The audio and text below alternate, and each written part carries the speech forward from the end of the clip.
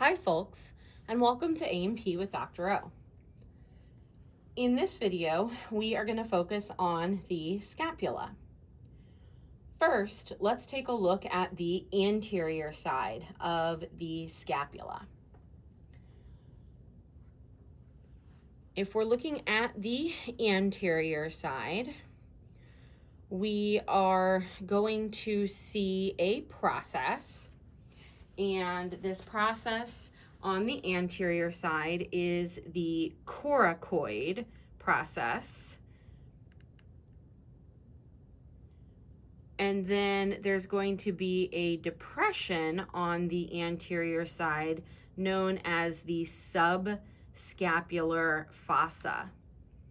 Again, a fossa is an indentation or depression. This is going to be our subscapular fossa. This is going to be our coracoid process. Now I've switched to the posterior side. We can see the posterior process here, which is the acromion process. It articulates with the acromial end of the clavicle. And then we can see this scapular spine here.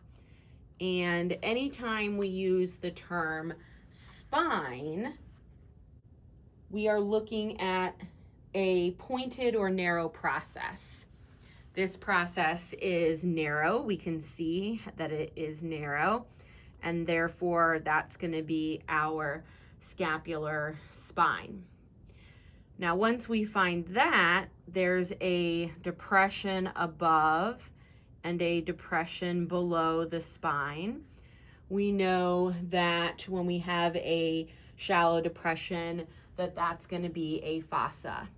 The one above, we use supra for above. This is going to be the supraspinous fossa.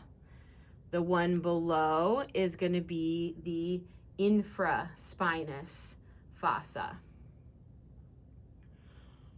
We can also see our borders.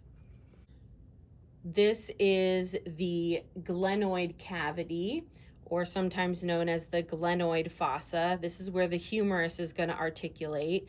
That means that this is the lateral side. We're looking at the right scapula here.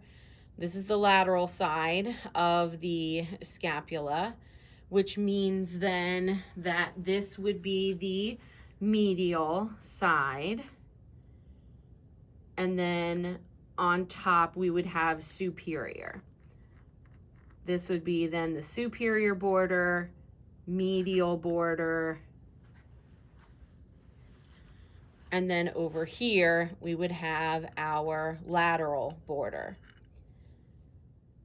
In this lateral view here, we can see the glenoid fossa a little bit better. We can also see, again, that coracoid process. And then on the other side, we can see that acromion process.